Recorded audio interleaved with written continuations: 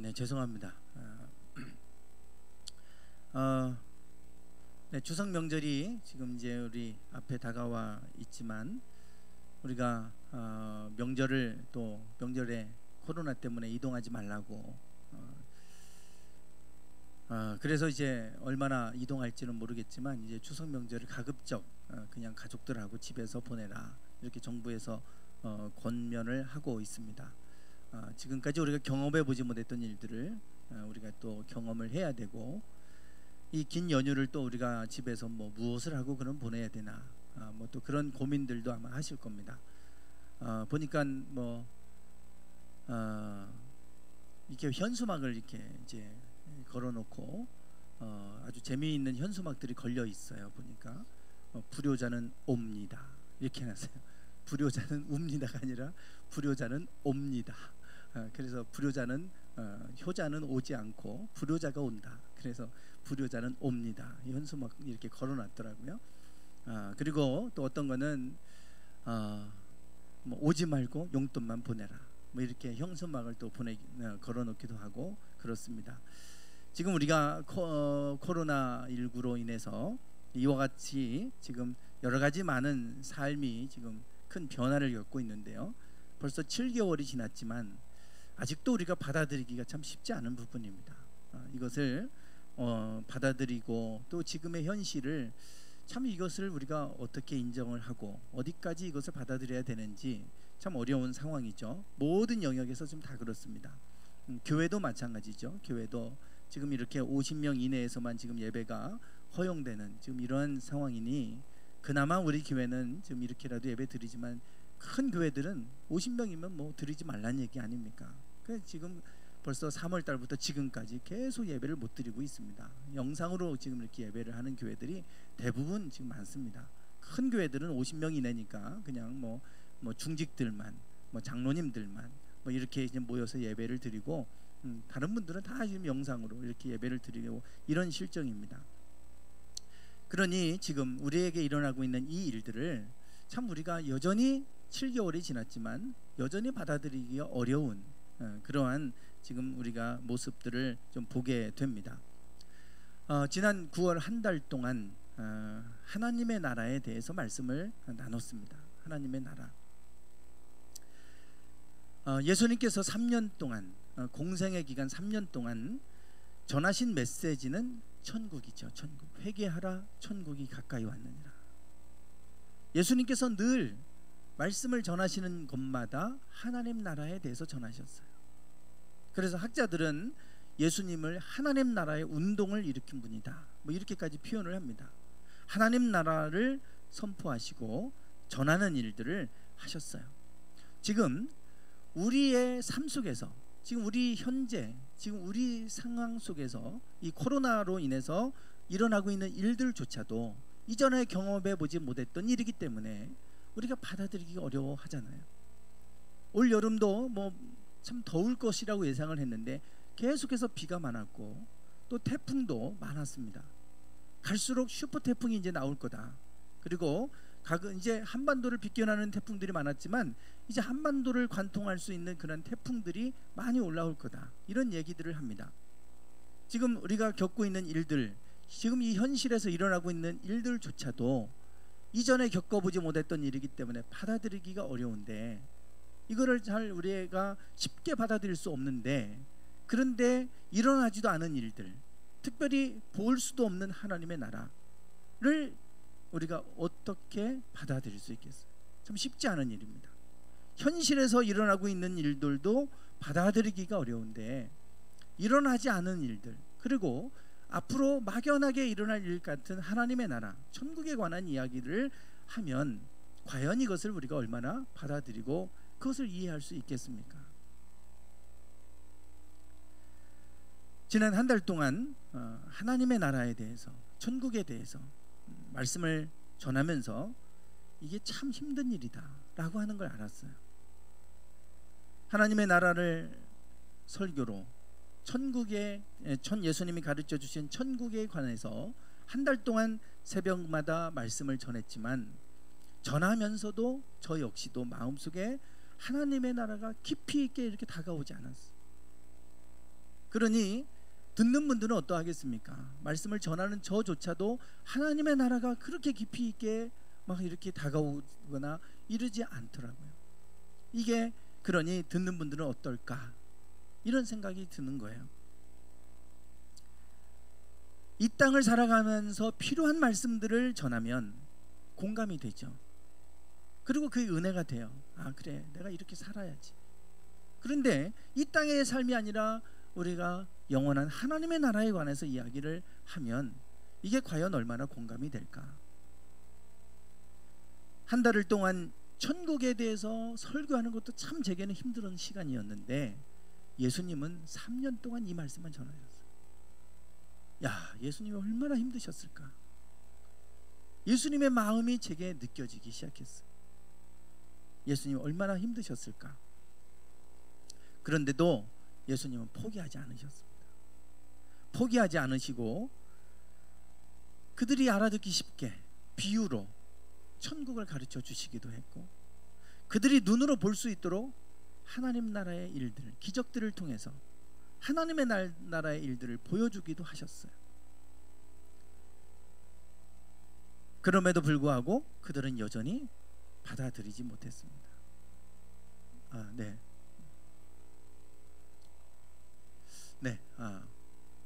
천국에 대해서, 하나님의 나라 받아들이지 못했죠. 그래도 예수님은 포기하지 않고 하나님 나라를 계속해서 부활하시고 하늘로 올라가실 때까지 그 40일 동안 그 부활의 몸을 보이시면서 또 하나님 나라의 일들을 말씀하셨어요. 마지막까지 하나님 나라를 전하셨어요. 회개하라는 것은, 우리가 회개 그러면 하나님 잘못했습니다, 잘못했어요, 우리는 이런 생각하죠. 그런 생각을 하는데 그런 의미가 아니에요. 회개는 메타노이아, 노이아는 인식이란 뜻이라고 그랬잖아요. 메타는 초월이에요. 우리 인식 자체를 이 세상 가지고 이 세상 생각 차원에 머물러 있던 거를 하나님의 나라의 차원으로 너희가 바뀌어야 된다. 너희 생각이 바뀌어야 된다. 이거 말씀하신 거예요. 천국 하나님의 나라를 가르쳐 주시고, 이 땅에서 무엇을 먹을까, 무엇을 마실까, 무엇을 입을까, 이런 거 염려하거나 이런 거 생각하지 말고 먼저 그의 나라와 그의 의를 구해라. 하나님 나라의 생각으로 너희가 바뀌어야 된다. 예수님께서 3년 동안 계속해서 전하신 말씀은 이 메시지였습니다. 그러나 여전히 수많은 사람들은 예수님을 따랐지만, 그 기적을 보고 따르기는 했지만 그 하나님의 나라를 받아들이지 못했어요. 여전히 그들은 떡을 먹고 배부른 까닭에 예수님께 나와왔고, 그 표적을 바라보면서 나와왔고 그랬습니다. 하나님의 나라, 저는 예수님을 따랐던 제자들이 하나님의 나라, 예수님이 전하신 하나님의 나라를 받아들이고, 그리고 하나님의 나라를 품고 하나님 나라를 위해 내가 살아야 되겠다고 결단한 사람들이라는 걸 알게 됐어요. 전에는 제자들을 단순히 그냥 예수님을 따랐던 사람들 정도로만 이해했습니다. 그러나 한 달 동안 천국에 대해서 말씀을 전하면서 보니까, 제자들은 예수님이 그렇게 강조하셨던 하나님의 나라를 받아들이고 그들의 생각을 하나님 나라에 맞추고, 그리고 하나님 나라를 위해 살아가야 되겠다라고 결단했던 사람들이 제자들이었구나, 이런 생각을 하게 되는 거예요. 왜냐하면 예수님이 전하신 메시지가 하나님 나라였으니까요. 물론 모든 제자들이 다 그랬던 건 아닙니다. 많은 제자들이 여전히 이 땅 위에 다윗과 같은 왕권을 가지고 오실 메시아, 그런 분으로 생각하고 따랐던 제자들도 많았어요. 대표적인 사람이 가룟 유다 아닙니까? 예수님의 12 제자 가운데서도 가룟 유다가 그래서 배신감을 느끼고 자기 생각과 다르다고 생각해서 예수님을 은 30에 팔아먹었죠. 모든 제자들이 다 그랬던 건 아니에요. 그러나 정말 하나님의 나라를 품고 신실하게 예수님을 쫓았던 이들이 있었어요.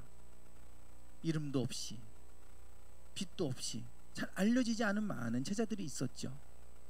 우리는 제자 그러면 12명 아니면 70명 이런 사람들을 생각하지만 더 많은 제자들이 있었습니다.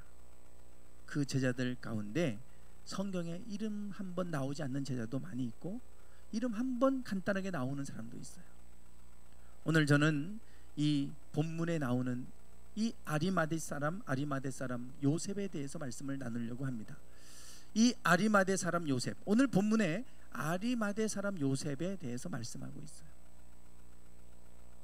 아리마대 사람 요셉, 이 사람은 어떤 사람인가 간단하게 소개하고 있는데, 이 사람이 얼마나 중요한 사람인지 사복음서, 마태, 마가, 누가, 요한복음 모든 복음서에 이 아리마대 사람 요셉에 대해서 기록해주고 있어요. 비록 짧지만 이분은 어떤 분이냐면, 예수님이 십자가에 못 박혀 돌아가셨을 때 예수님을 장사 지내주신 분입니다. 그 빌라도에게 요청해서 시신을 받아다가 저 무덤에 저렇게 장사를 지내준 분이에요.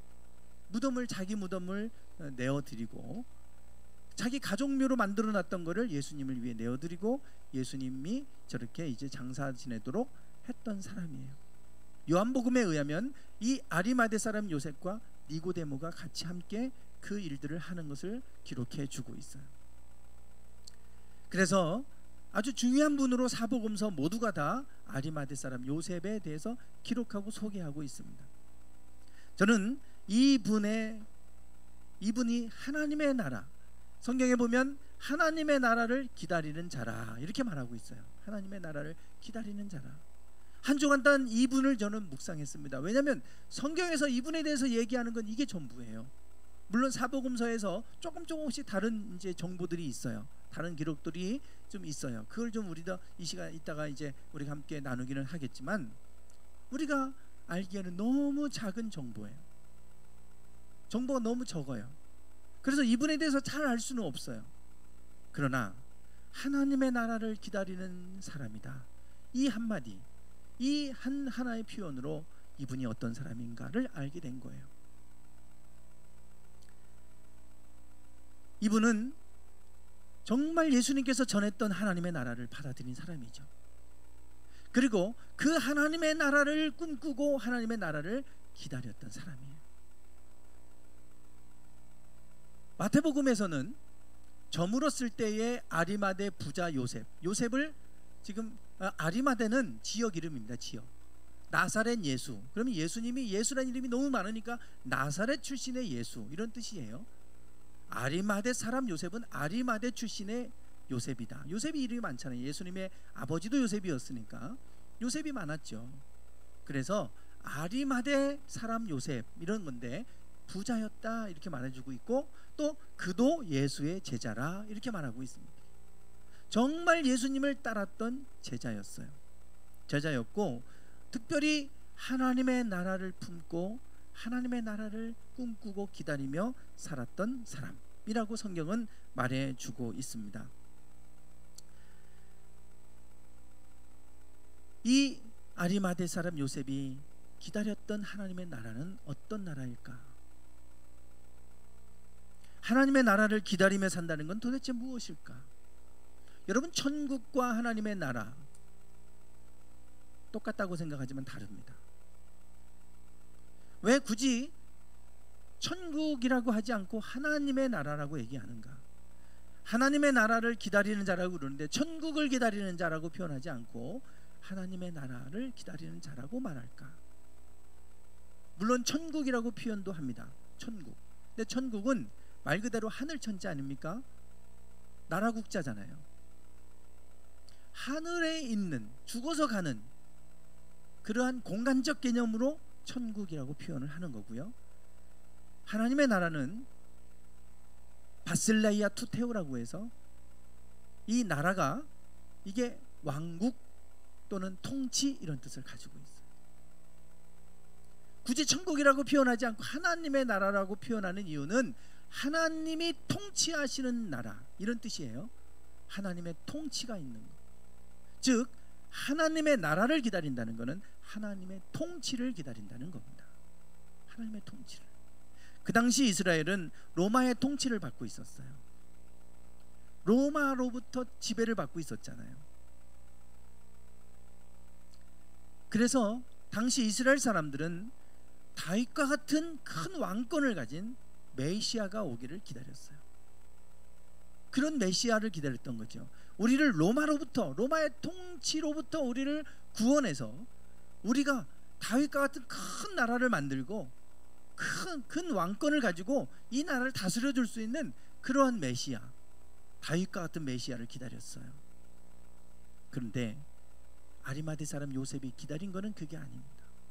하나님이 통치하시는 나라가 임하기를 기다리신 거예요. 여러분, 로마가 통치하든 아니면 다윗과 같은 큰 힘을 가진 왕권을 가진 자가 와서 통치하든 사람이 통치하는 건 똑같습니다. 사람이 통치하면 거기서 거기에요. 다윗은 실수 안 했습니까? 다윗도 우리아의 아내 밧세바를 범하잖아요. 자기에게 충실했던 신하를 전쟁터에 내보내서 그 아내를 뺏기 위해 전쟁터에 내보내서 죽게 하고 그리고 아내를 취하잖아요. 그게 다윗이었어요. 비록 하나님 마음에 합한 사람이긴 했지만 여전히 인간이기 때문에 연약함이 있었고, 사람이 통치하면 어쩔 수 없는 이러한 것들이 있어요. 며칠 전에, 지금 뭐 나라가 시끄럽지 않습니까? 며칠 전에 우리 국민이 북한군에 총살돼서 불에 의해 시신이 훼손되는 그런 일이 있었고, 그동안 국군은 뭐 하고 있었냐 이래가지고 지금 뭐 이것 때문에 또 논란이 일어나고 있지 않습니까? 또 북한에서 사과함을 보냈다고 그러고 그게 사과냐 그게 다냐 이러고 이제 또 이것이 이제 또 싸움거리가 되고 말았어요.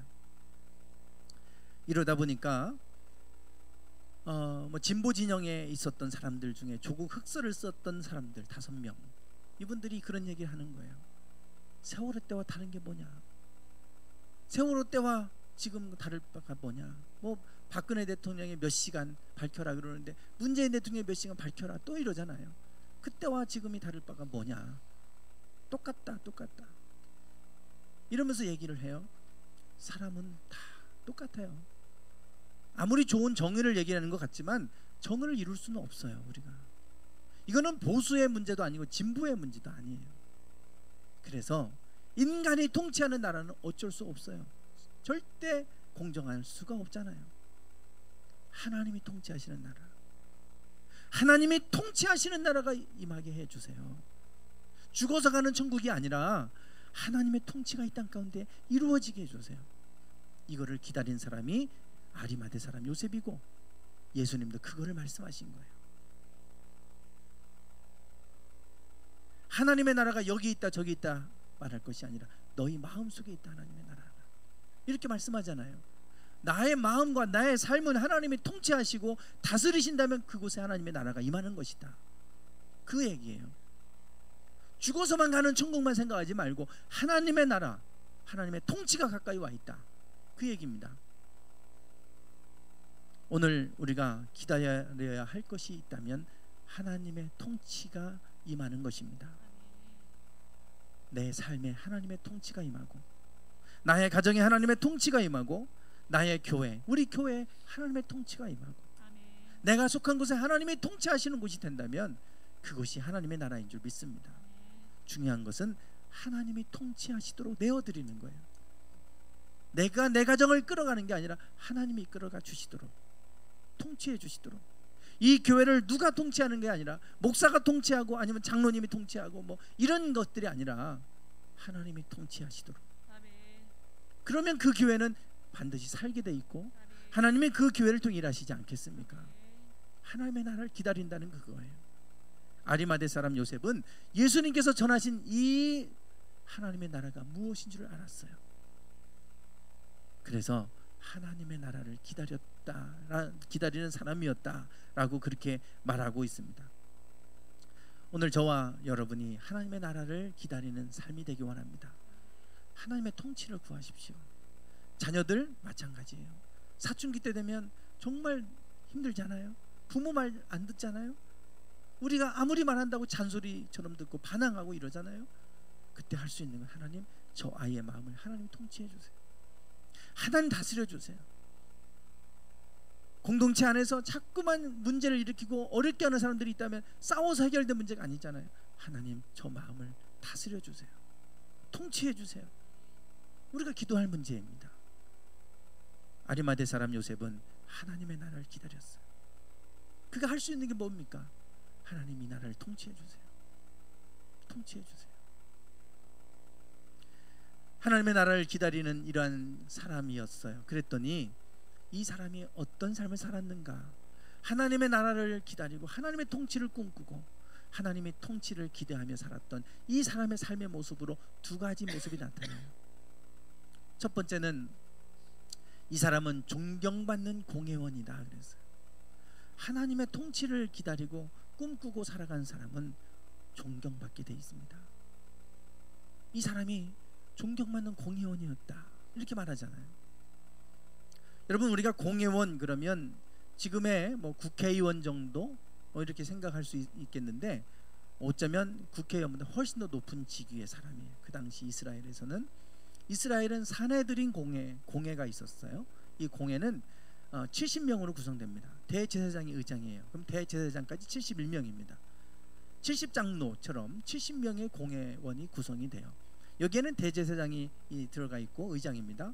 그리고 대제사장을 돕는 제사장들도 들어가 있어요. 그리고 거기엔 서기관들도 들어가 있고요. 그리고 율법에 정통한 율법사 바리새인들이 들어가 있습니다. 그리고 또 지역에서 또 존경받는 그러한 사람들, 지역의 어떤 그 유지들 있잖아요. 그런 사람들도 들어와 있고, 이렇게 해서 70명이 구성이 됩니다. 로마의 원로원이라고 생각하시면 돼요. 그런데 이 공회에서 했던 일들은, 가장 중요한 일들을 다 여기서 결정했어요. 모든 정책의 결정들은 다 이 공회에서 이루어졌습니다.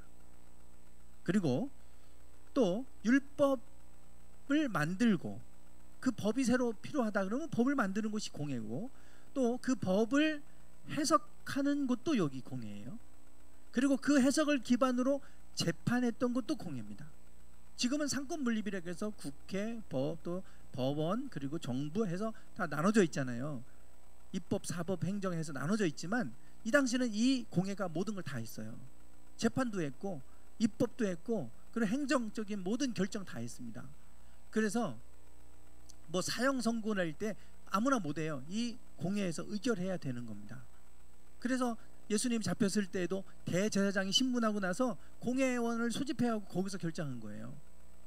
이 공회가 그런 곳입니다. 그러니 막강한 권력의 자리입니다. 이 공회원이 되려면 이걸 누가 임명하냐면 로마의 황제가 임명했어요. 로마의 황제가 임명하면 로마의 황제가 이 사람이 누군지 어떻게 알겠어요? 그러면 추천을 받겠죠. 그 사람들이 대제사장이 추천을 하는 사람들, 그러면 황제는 그냥 도장 찍는 역할을 했을 겁니다. 그리고 유대의 총독, 당시는 빌라도였죠. 빌라도 총독, 이런 사람들이 이제 이런 사람이 공회에 들어가면 좋겠다 해가지고 이제 공회를 구성하는 거예요. 그러니까 그 자리에 들어가기 위해서 얼마나 많은 사람들이 대제사장에 잘 보이려고 뇌물을 썼겠습니까? 총독에게 잘 보이려고 뇌물을 썼겠어요. 지금도 그런데 국회의원 하기 위해서 막 거기에 뭐 잘 보이고 하려고 많은 기부금도 내고 할 겁니다. 이 당시에 그랬을 거 아니겠어요? 그렇게 권력의 자리이고 하기 때문에 얼마나 또 타락했겠어요.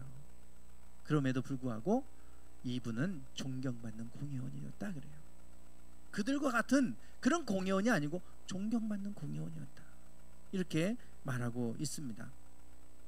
왜냐하면 그가 부자였지만 그 부유함으로 그 권력을 산 게 아니에요. 존경받았기 때문에 그 자리에 들어간 겁니다, 이분은. 그래서 존경받는 공회원이라고 성경은 말씀해 주고 있습니다. 어쩌면 이 사람이 부유하고 권력을 가졌다고 해서 그걸 갖고 사람을 억압하고 하는 데 쓰지 않았을 거예요. 사람을 돕고 섬기는 데 썼겠죠. 그렇기 때문에 이 사람을 존경받는 공회원이다 이렇게 말하고 있는데, 이분이 존경받을 수 있는 이유는 하나님의 나라를 기다리는 사람이기 때문에 그래요. 하나님의 나라, 하나님의 통치를 기다리기 때문에 권력과 돈 이걸로 통치하는 것이 아니라 하나님이 통치하시는 것을 기다리는 사람이기 때문에 이 사람은 하나님 앞에서 그렇게 경외하는 마음으로 살았을 것이고, 그러다 보니 사람들에게 존경받는 공회원이 된 것입니다. 이 땅의 것을 우리가 추구하고 살다 보면 사람이 추해지잖아요. 권력을 쫓아가면 추해집니다. 권력을 유지하려고 잘못된 줄 알면서도 잘못된 거 말하지 않잖아요. 그 권력 잃어버릴까 봐. 그게 권력의 속성 아닙니까? 돈이 있으면 돈을 잃어버리지 않으려고 할 거예요. 돈으로 군림하고. 그러나 이분은 그런 삶을 산 게 아니에요. 왜? 그게 중요한 게 아니니까. 하나님의 나라를 기다리는 사람에게 그게 뭐가 중요하겠어요? 참 우리가 아무것도 아닌 이 땅에 살아가면서 아무것도 아닌 것에 우리가 사실 목맬 때가 너무 많습니다. 돈 몇 푼 때문에 사람을 죽이기도 하고, 서로 싸워서 원수지간이 되기도 하고, 그 몇 푼 때문에. 그 몇 푼 그냥 없으면 없어도 사는 건데. 참 우리가 너무 추해지지 않아요? 운동할 때 보면, 테니스 하다 보면 늘 싸움 나는 게 뭐냐면 이게 라인 시비 걸리는 거예요. 이 볼이 빠르잖아요. 서브 넣고 그러면. 그러면 라인 근처로 가면 어떤 분은 무조건 그냥 콜합니다. 아웃 그래요. 안에 떨어져도 무조건. 그러면 그거 갖고 인이야 아웃이야 그러고 막 싸워요. 그렇게 해서 막 하다가 다시 해 다시. 그러면 다시 하고 또 이렇게 하는데, 그러고 끝나면 아무것도 안 해요. 그러면.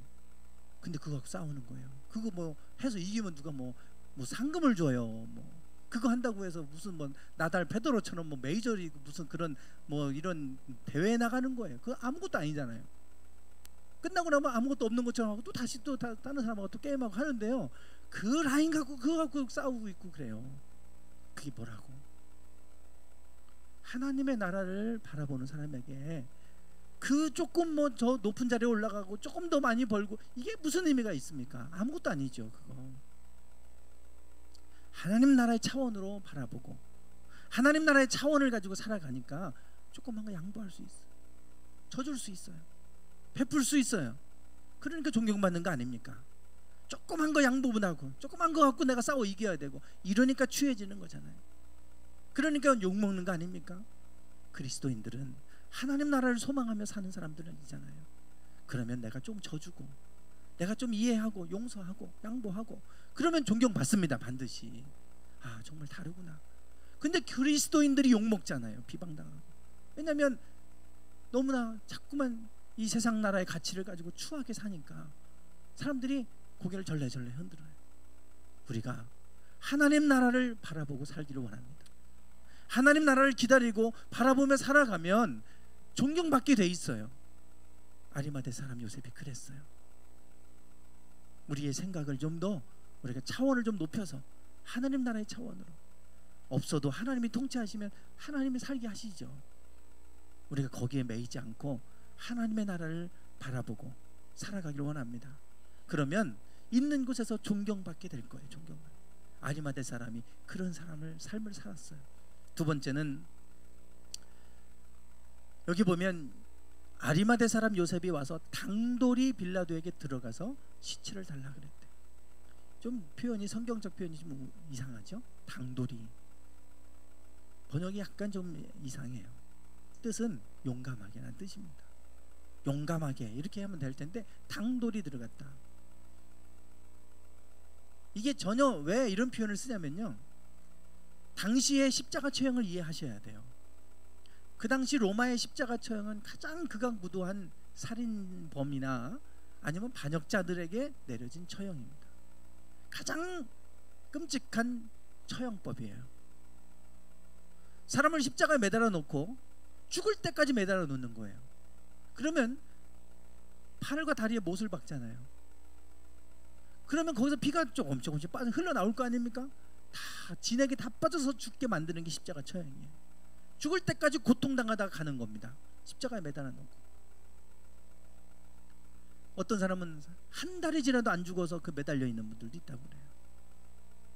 그렇게 매달아 놓고 사람들이 다 보게 언덕 위에 높은 곳에 매달아 놓는 거예요. 그래 반역을 하면 이렇게 된다, 이거 보여주는 겁니다. 너희 사람 살인죄를 범하면 이렇게 된다라고 보여주기 위해서 모든 사람들이 보는 앞에서 다 벌거벗겨 놓고 십자가에 매달아 놓고 그렇게 수치심을 줘가면서 죽이는 처형법이에요. 그렇게 해서 죽어도 장사를 바로 지내주지 않아요. 까마귀가 뜯어먹게 내버려 둬요. 참 잔인한 겁니다. 우리가 죽인 것도 모자라서 불로 훼손했다고 해서 막 사람들이 분노하잖아요. 그래도 시신은 걷어주고 이러는 것들이 그래도 인지상정이고 그것이 우리가 가지고 있는 보편적인 마음이잖아요. 그런데 십자가 처형은 그게 아니에요. 사람으로 취급을 하지 않습니다. 그냥 새들이 쪼아먹기 내버려 두고, 그래서 오죽하면 나무에 달린 자마다 저주받은 자니라. 성경은 그렇게 말하겠어요. 예수님이 그래도 아까 저물 때 그랬잖아요. 오후 3시에 운명하셨어요. 오후 3시가 왜 저물 때냐 그러면 저녁 6시가 그 오후 6시 있잖아요. 오후 6시가 끝입니다. 하루 끝이에요. 저녁 6시부터 하루 시작입니다. 거기는. 그러니까 그게 저물 때예요. 그때는 이스라엘은. 그래서 돌아가셨어요. 예수님은 그날 바로 운명하셨습니다. 그래서 이제 돌아가시니까 정말 죽었나 그래서 옆구리 창을 찔러서 확인하잖아요. 그러면 이런 상황에 있을 때 이 아리마대 사람 요셉이 용감하게 빌라도에게 가서 시신을 나에게 주십시오. 내가 장사를 지내고 싶습니다. 이렇게 요청한 거예요. 잘 주지 않아요. 내주지 않습니다. 그런데 빌라도는 예수님이 죄 없는 분임을 알았죠. 사형 선고 내리고 싶지도 않았어요. 그런데 어쩔 수 없이 그렇게 한 거잖아요. 그리고 아리마대 사람 요셉은 공회원이니까 총독하고 잘 긴밀한 관계를 맺고 있었겠죠. 거기다가 존경받는 사람이었잖아요. 빌라도가 내어줬어요. 장사 지내라고. 장사를 지낸 거예요. 이 당돌이라는 건 용감이 이 말이에요. 하나님의 나라를 기다리는 사람이기 때문에, 하나님의 통치를 기다리기 때문에, 그것 때문에 미움 사서 권력을 잃어버릴 수도 있어요. 그거 두려워하지 않는 겁니다. 용감하게 나가서 그거를 앞장서서 달라고 요청하는 거예요. 더군다나 자신의 정체가 드러날 거 아니겠어요. 예수님의 제자였다는 게.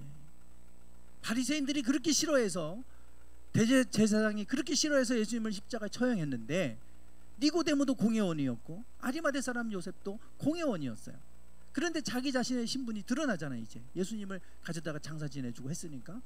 그런데도 용감하게 자신의 정체를 드러내면서, 그리고 예수님의 시신을 받아다가 장사를 지냈습니다. 누가복음에 보면 이렇게 말해요.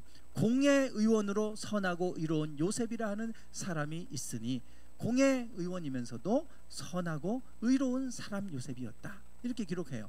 그러면서 가로 열고 뭐라고 하냐면 그들의 결의와 행사에 찬성하지 아니한 자라.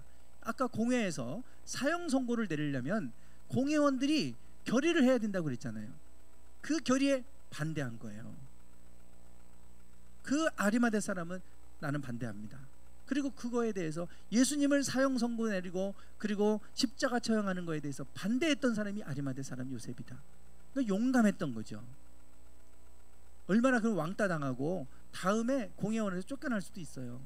예수를 그렇게 두둔했던 사람, 이렇게 해서 쫓겨날 수 있어요. 그렇지만 이분은 그런 거에 대해서 비록 불이익을 당할 것을 감수하면서까지도 이렇게까지 용감하게 행동했어요. 그렇게 할 수 있었던 이유는 하나님의 나라를 기다리는 사람이었기 때문입니다. 이 세상의 권력 이룰 수 있어요. 그러나 그게 중요한 게 아니라 하나님의 통치, 하나님의 나라를 기다리기 때문에 그들에게 아부하면서까지 그러면서 그 권력 유지하는 게 의미가 없잖아요. 그래서 그는 용감하게 행동하는 모습을 보게 됩니다. 하나님의 나라를 품고 사는 사람은 용감합니다. 작은 것 때문에 양심을 버리고 아부하고 그렇게 하지 않아요. 끝까지 믿음을 지키고 다니엘처럼 죽으면 죽으리라 에스더처럼 그렇게 용감하게 나가는 거 아니겠습니까? 하나님이 통치하심을 믿는다면, 하나님의 나라에 우리가 들어갈 것을 믿는다면, 그러면 우리는 믿는 사람들은 용감하게 살아가야 될 줄 믿습니다. 별거 아닌 것 때문에 두려워 떨고, 그것 때문에 내가 지금 가지고 있는 것 좀 잃어버리지 않을까? 이것이 두려워서 나를 숨기고, 내가 예수 믿는 것까지도 숨겨가면서 그렇게 우리가 살아가야 될 이유가 뭐가 있겠어? 당당하게 나를 드러내고 내가 믿는 하나님을 자랑하고, 그것이 하나님 나라를 기다리며 살아가는 사람들의 모습이죠. 저는 한 주간 동안 아리마대 사람 요셉을 묵상하면서 하나님을 기다리는 자였다라고 하는 이 표현 가지고 제가 이 말씀을 묵상해 봤어요. 그전에는 그냥 쓱 지나가면서 읽고 끝났어요. 하나님의 나라 천국에 대해서 말씀을 전하다 보니까 이 아리마대 사람이 하나님의 나라를 기다리는 사람이었다 그러는데, 어떤 사람이었을까? 사복음서에 나와 있는 아리마대 사람을 다 살펴보고 묵상하면서 그렇구나, 정말로 마음속에 하나님 나라를, 하나님의 통치를 기다리는 사람들의 모습에는 존경이 있고 또 용맹, 당대함이 있구나. 오늘 저와 여러분의 삶이 이런 삶이 되기를 축원합니다. 여러분이 있는 곳에서 존경받으시는 삶이 되기를 원합니다. 그리고 믿음에 대해서는 용기 있게 우리가 살아갈 수 있기 원합니다. 하나님의 나라, 하나님이 통치하시는 그 통치를 기다리고 우리가 살아가는 사람들이라면 우리가 절대로 이 세상 앞에서 두려워 떨지도 않고 또 그것 때문에 우리 자신을 숨길 것도 아니고, 그래서 우리가 세상 사람들 앞에서 작은 것 때문에 추해지지도 않고 하나님 앞에서 우리가 이렇게 존경받고 또 사람들 앞에서 용기 있게 살아가는